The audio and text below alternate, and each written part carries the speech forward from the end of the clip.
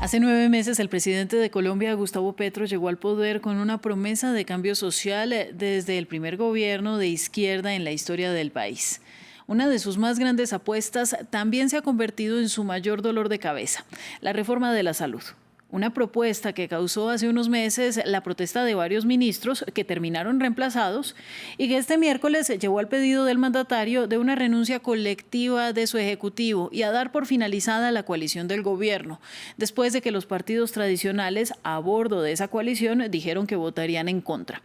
Hoy el país amaneció con 7 nuevos ministros y la reforma de la salud en suspenso.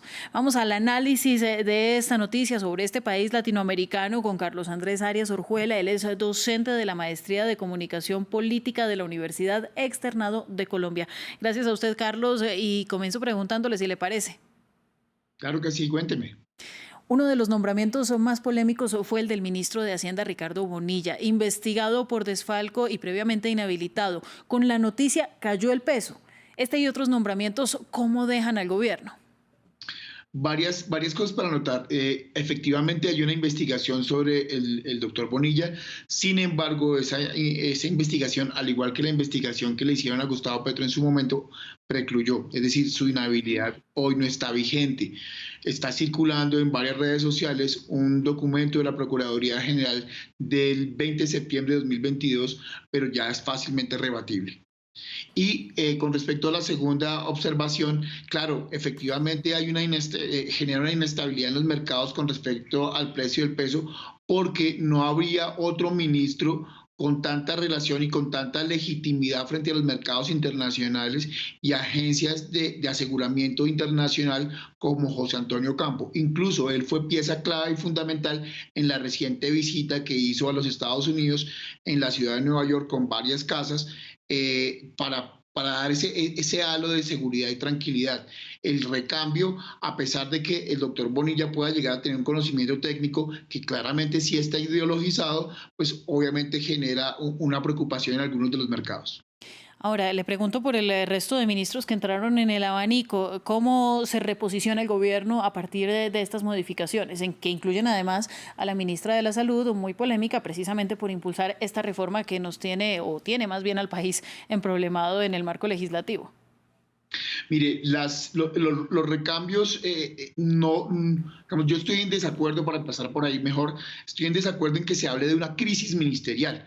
La crisis no es ministerial, porque nos dimos cuenta que el cambio se hizo en menos de 48 horas. La crisis verdaderamente es una crisis de institucionalidad y de coalición de fuerzas políticas en el Congreso que como equilibrio de poder es el que termina avalando parte de las reformas y parte de las propuestas del Ejecutivo que lidera Gustavo Petro.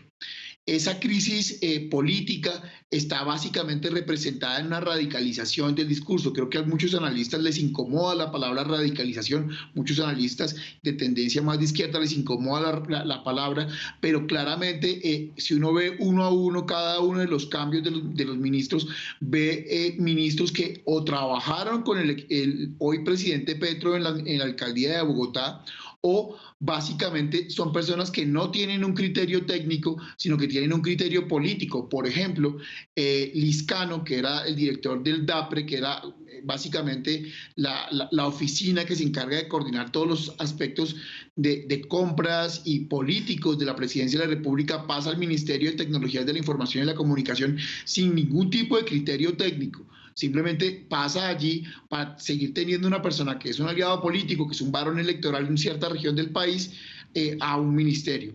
El otro ministro que no es ideológicamente tan cercano a Gustavo Petro, pues básicamente pasa la cartera al Ministerio del Interior porque fue uno de los primeros congresistas que en su momento se aliaron a la campaña de Gustavo Petro.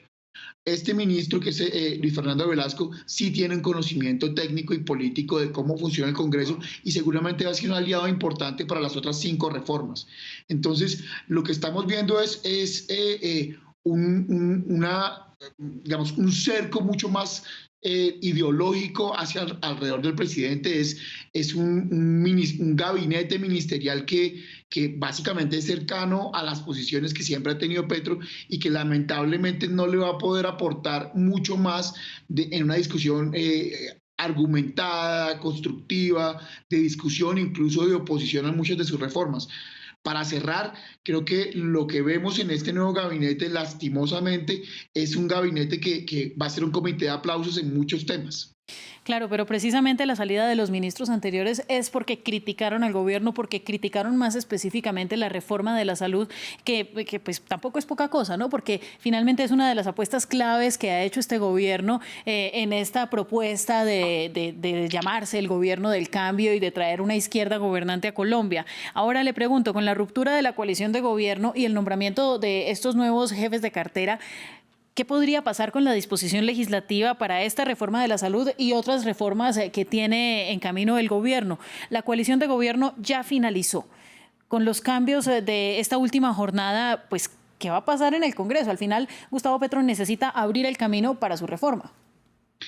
Lo que va a suceder, yo creo que se va a manejar en dos ejes. Primero, una negociación o un ejercicio dialéctico para los más esperanzados de discusión al menudeo, es decir, de discusión con facciones disidentes de los partidos que anteriormente conformaban la coalición de gobierno.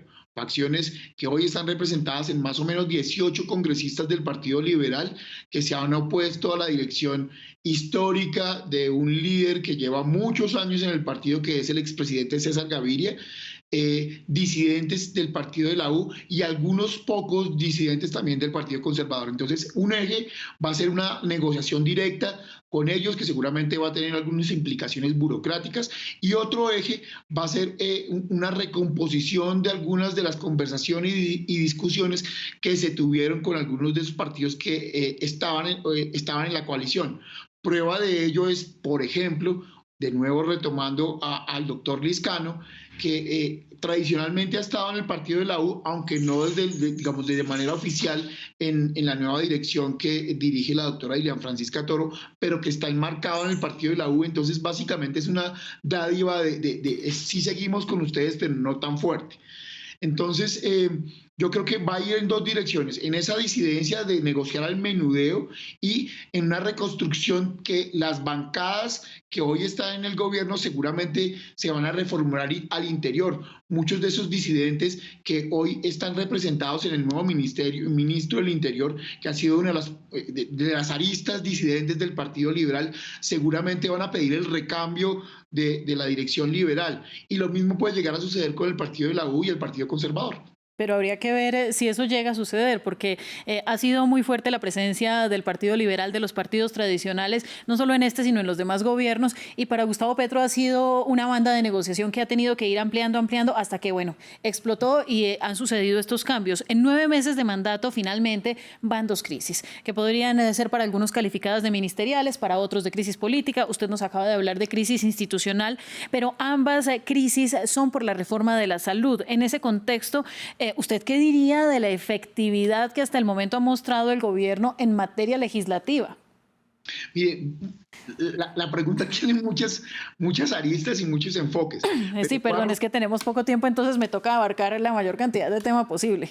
Vale, no se preocupe. Yo voy a procurar intentar recogerlos desde una globalidad.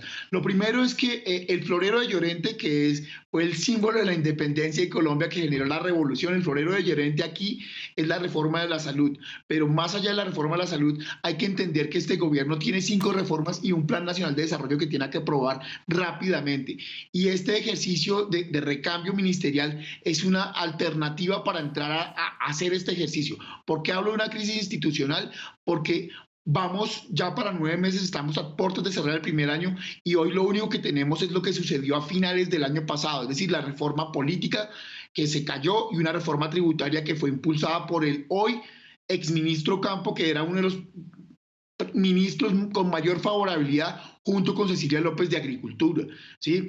Esto también tiene que ver en algo muy importante, y es que todos los estudios de percepción recientes de todas las firmas encuestadoras pagados por todas las personas posibles o por todos los gremios posibles muestran que Gustavo Petro está perdiendo favorabilidad, está perdiendo impacto y la gente se está alejando y está descreyendo un poco de lo que era el verdadero cambio. Y eso básicamente va afectar la agenda legislativa. Entonces, para cerrar, ese balance de agenda legislativa del 2023, no el del 2022, el del 2023 es triste, es débil. ¿Sí? Porque tenemos un florero de Llorente que no se ha terminado de cristalizar, que pasó una primera etapa, primero una primera vuelta, pero falta llegar a plenaria. Y faltan otras 4 reformas que no se han presentado y no se han empezado a discutir. Y un plan nacional de desarrollo que tiene que aprobarse porque es la hoja de ruta y lo que va a, entre comillas, garantizar la financiación del cambio verdadero que tiene que llegar a las regiones. Hoy lo que se está percibiendo es un gobierno que tiene muchas intenciones de cambio, quien quiere apoyarse en la opinión pública para apalancar ese cambio que en el legislativo no se está logrando y que básicamente se está viendo inactivo. Claro, pero es que, como usted lo dice muy bien, la aprobación de Gustavo Petro y de Francia Márquez esta mañana se ha hecho un display de este tema en los medios colombianos, nos llega al 40%. Están perdiendo, además del impulso legislativo, el impulso popular. ¿Cómo podría, pues claro, evidentemente en medidas legislativas hay un castigo, pero ¿cómo podría este gobierno recuperar esa confianza pues que lo llevó al poder? Muy rápidamente, porque ya se nos acaba el tiempo.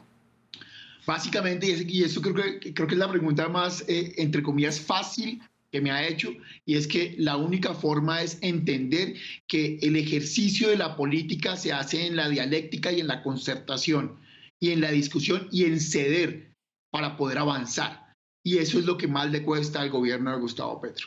Entonces, si yo pudiera recomendarle algo al gobierno de Gustavo Petro es diálogo, concertación y entender que la política sin partidos políticos fuertes es casi imposible y lo que se está presentando en Colombia es una desinstitucionalización de los partidos en donde básicamente al amparo del halo de que este es el gobierno del pueblo y que nos debemos al pueblo y no, entre comillas, a algunos políticos, se están fracturando los partidos. Y si se fracturan los partidos, básicamente tarde o temprano se termina fracturando la democracia.